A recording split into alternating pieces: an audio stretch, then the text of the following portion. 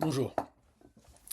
Un des avantages qu'il y a à faire le travail tel que je le fais en ce moment, c'est-à-dire un travail qui passe par des articles, mais des articles qui sont partagés sur une plateforme et qui passent par un certain nombre, même un nombre assez important d'interventions orales, c'est que ce travail suscite des retours beaucoup plus rapides, beaucoup plus directs et beaucoup plus nombreux que ceux que j'avais pendant cette expérience qui reste quand même pour moi fondatrice et structurante, qui est celle des cahiers du cinéma. Et donc ça me donne envie, là, en l'occurrence, de revenir un peu sur ce qui s'est passé la semaine dernière, faire part de quelques-uns de ces retours parce qu'ils m'ont permis de mieux comprendre des choses. Ils ont apporté des corrections, des nuances, des ajouts qui me semblent importants. Et puis aussi réparer quelques oublis. Alors, la semaine dernière, il s'est passé pour moi, c'est une semaine qui a été marquée par deux choses principalement. D'une part, l'émission Parole d'honneur sur Pluribus en compagnie de Louisa Yousfi, et d'autre part, l'accompagnement de Kelly Reichardt en trois occasions. D'une part à Poitiers, dans le cadre des rencontres recherchées et découvertes du GNCR, ensuite à la coursive de La Rochelle, et enfin hier soir dimanche euh, au consulat Voltaire, dans le cadre de ce rendez-vous improvisation pour lequel nous étions quand même 150. Alors en ce qui concerne le Pluribus, je voudrais d'abord faire part de ce que m'a dit Alexandre Sanchez, qui est éditrice chez Lux et avec qui j'ai travaillé. C'est elle qui a été l'éditrice du livre que j'ai écrit sur Billy Wilder. Et elle me dit que dans l'émission, Louisa et moi, on a oublié de mentionner quand même, disons dans la perspective qui est la nôtre, qui est celle de dégager les dimensions, là où les dimensions politiques de la série Vince Gilligan, il y a une chose importante, m'a-t-elle dit, avant de préciser importante, je sais pas, mais au moins intéressante, moi je dirais importante, qui est que je regarde parce que je vais vous lire le message qu'elle m'a envoyé, en tout cas vous le résumez. C'est la chose suivante, c'est quand on parle du personnage du Paraguayen Manuzos, c'est une chose qu'on a oublié de dire, c'est que son voyage, et là je lis le message, notamment de la jungle du Panama, du Darien, vers le Nouveau-Mexique, est celui que font des centaines de milliers de migrants au péril de leur vie. Et Alexandre ajoute, ce qui me semble euh, tout à fait important et intéressant, c'est qu'en l'occurrence, ce couloir, qui est donc celui que suivent les migrants vers le Nouveau-Mexique, est en général très encombré, puisqu'il y a des centaines de milliers de gens qui le... Mais que là, dans l'humanité ayant accompli sa fusion, il ne l'est pas. Et Alexandre ajoute qu'au fond, ce vide est presque aussi surprenant, intéressant, instructif, mériterait autant l'analyse que le vide des rayons du supermarché sur lequel je m'attarde. Bon, première chose, ça me semble une mise au point importante. La deuxième chose, peut-être certains d'entre vous ont vu l'article que j'ai fait vendredi, après l'émission de jeudi, pour dire à quel point, pour moi, cette collaboration avec Parole d'honneur et avec Louisa Yousfi est précieuse. Dans cet article, j'évoque de manière un peu, sinon humoristique, en tout cas souriante, les premiers contacts que j'ai eus avec Parole d'honneur, en marge des 10 ans de hors-série. Mais il y a un élément que j'ai oublié. En fait, je ne l'ai pas oublié, mais j'ai trouvé que sur le coup, ça m'a semblé compliqué de le rapporter, et peut-être je le ferai plus facilement à l'oral. En tout cas, je le fais parce que Roya Boutelja, quand elle a lu l'article, m'a dit bon, qu'elle appréciait l'honnêteté avec laquelle je parle. Je rendais compte de mes rapports avec eux, mais ça, c'est pas la question. La question, c'est plutôt,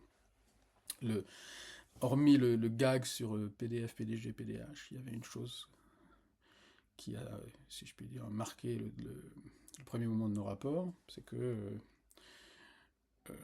ils étaient un certain nombre du collectif assis autour d'une table, dont l'un qui, je crois, est leur conseil juridique, leur avocat. Et quelqu'un m'a dit, voilà, tu vois, lui, il est pour nous un peu, c'est notre Jacques Vergès.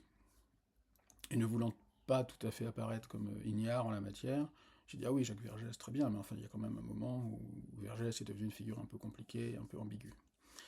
Je vous dis ça simplement comme ça, voilà, pour faire l'intéressant. Et là, Auria a dit, ah, un blanc a parlé. Ce qui, évidemment, elle ne l'entendait évidemment pas en bonne part. Tout le monde a ri, et le blanc, moi, est devenu rouge. Rouge. Bon.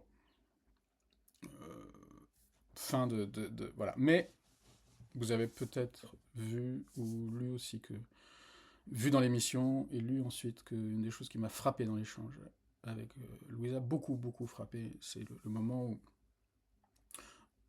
où en fait on n'est pas d'accord, même si dans l'émission ça ne se formule pas comme un désaccord. On n'est pas d'accord sur... Moi je considère que la force de Pluribus, c'est de ne pas céder sur l'impossibilité de de ne pas céder sur l'impossibilité qu'il y a, ou qu'il y devrait avoir, à définir quelque chose qui serait proprement humain. Louisa, elle ne le voit pas de cette façon, puisque, à l'inverse, elle évoque l'âme humaine, elle évoque des émotions, des affects qui sont, disons, inappropriables, sur lesquels l'intelligence artificielle ou la fusion ne peut pas avoir prise. Et donc elle en vient à dire qu'elle est métaphysicienne, assez étonnée que je ne l'ai pas remarqué plus tôt, et moi j'en viens à énoncer que je ne le suis pas. Il y a deux choses que j'aurais pu préciser sur le coup, et je les précise maintenant. C'est que je pourrais me définir dans les termes exacts. Je les emprunte à quelqu'un, parce que c'est plus facile de les emprunter à quelqu'un, à Moretti dans Palombe Bellarosa, qui est un film que j'ai montré, que j'ai accompagné maintenant depuis le septembre, peut-être je crois que je dois être à une dizaine de présentations. Et lorsqu'il lui revient, après son amnésie, qu'il est un député communiste, il lui revient aussi, dit-il, qu'il est, athée et matérialiste. Je trouve ça très beau. En plus, il le dit pas comme une conviction, mais comme la reconnaissance qu'il a que c'est ça qu'il est, parce qu'en fait, il l'avait oublié et ça lui revient. Peut-être ne l'est-il plus d'ailleurs à ce moment-là. Mais enfin, il se souvient que s'il devait se définir, ce serait par ces mots. Et il m'est revenu aussi quelque chose de très beau, lié à Serge Danet. Dans ses carnets, Danet cite, je crois, donc ce sont des carnets de l'ordre du journal intime, disons, de travail, mais aussi journal intime, des notes personnelles et parfois théoriques. Et il cite au moins 2 fois, je crois, un mot qui est assez célèbre, mais j'ai pas pris le temps de vérifier de qui il vient. Je crois que c'est une citation assez célèbre, et il dit « Moi je suis comme... » j'ai oublié qui, peut-être Coleridge, peut-être... Il dit « Pour moi c'est un seul monde à la fois. » S'il vous plaît, un seul monde à la fois, pas plus d'un seul monde. Et c'est une position que je trouve remarquable. Peut-être que la métaphysique pense qu'il y a plus qu'un seul monde. Ce n'est pas une chose avec laquelle je suis extrêmement à l'aise. Mais voilà un autre des rappels que je voulais faire. Et puis, je jette un petit texte que j'ai pris pour une fois un peu de notes pour ne pas oublier. La deuxième chose qui s'est passée la semaine dernière, peut-être même la première en importance, c'est l'accompagnement de Kelly Reichardt. Et alors, je vais commencer par une note personnelle. J'ai pu, entre La Rochelle et le consulat, repasser par chez moi en Franche-Comté, où je ne suis pas là ce matin, je suis hébergé par ma sœur, que je remercie, à Montrouge. C'est là que je suis quand je dois passer des journées à Paris, pour les interventions et pour les cours, mais j'ai pu repasser par chez moi, et donc aller à la librairie de mon village, acheter pour Kelly, je veux dire Kelly pour une fois, même si je trouve qu'il ne faut pas faire ce genre de choses, on n'appelle pas les cinéastes par leur prénom. Je lui ai offert un livre de photos et d'archives consacré au village dans lequel je vis, Pem. Et ce matin, elle m'a envoyé un message pour me disant que c'était tout à fait le type de village dont elle avait besoin pour son prochain film. On verra. Non, l'autre chose dont je voulais parler, c'est que aussi bien à Poitiers, et ça aussi je l'ai évoqué, mais je vais y revenir parce que ça m'a beaucoup, beaucoup frappé, aussi bien à Poitiers que hier au consulat. Et hier au consulat, c'est dans un cadre un peu indifférent. Elle a été interrogée, parce que la conversation était surtout un échange avec la salle. Moi, j'ai assuré la traduction, mais je considérais que c'est comme ça le mieux. Il y avait beaucoup de monde, on était plus de 150, voilà. Et donc, elle a été interrogée sur son rapport à la situation politique américaine. Elle a dit que, d'une manière générale, c'était quasiment impossible de penser le moment dans lequel on vit, qu'au fond, elle préférait ne pas avoir à en parler, et que de toute façon, elle manquait de perspective globale sur ce genre de choses. Il y avait un peu de... Elle a un peu botté en touche, mais qu'elle ait botté en touche lui a permis de revenir sur quelque chose que je crois absolument décisif, qui est... Elle a dit, moi, de toute façon, la perspective globale, je ne l'ai pas. Je serais incapable de la formuler par le langage des mots, et peut-être encore plus par celui des images. En revanche, ce que je peux comprendre, et ce qui m'intéresse, c'est de saisir, c'est la petite politique des choses, ou les politiques des petites choses. Et là, elle a même dit « the smallest politics of things », c'est-à-dire les plus petites politiques possibles. Elle a évoqué ce qui a donné naissance à Showing Up, ces discussions parmi les artistes sur comment obtenir la meilleure céramique, avec qui il faut coucher pour avoir le meilleur accès au four, etc., etc. Mais elle a évoqué aussi le fait que quand elle a réalisé Night Moves, en fait, le point de départ, c'était une ferme bio.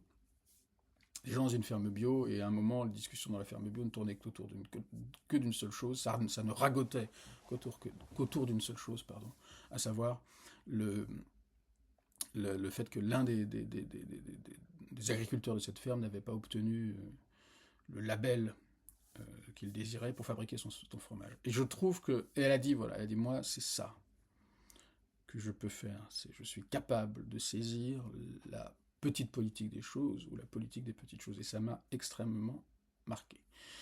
Voilà un peu les différentes choses sur lesquelles je voulais revenir. Je suis en train de lire, j'imagine comme beaucoup, le livre de Judith Godrèche. Il n'est pas très loin, paru au Seuil, et je m'interroge sur l'opportunité d'en parler, parce que je trouve que c'est un livre dont il est très difficile de parler. Voilà. Et je trouve que ce qu'elle rapporte est tellement grave, il est aussi tellement essentiel qu'elle le rapporte, que parler de la façon dont elle le rapporte, qui me semble, moi, susciter quand même des questions, me semble très, très délicat. Je vais peut-être faire quelque chose, je ne sais pas encore, mais c'est quelque part en cours. Bon, cette vidéo est plus longue que ce que je croyais. Elle touche désormais à 11 minutes et 30 secondes. Je vous salue et vous souhaite une très bonne semaine.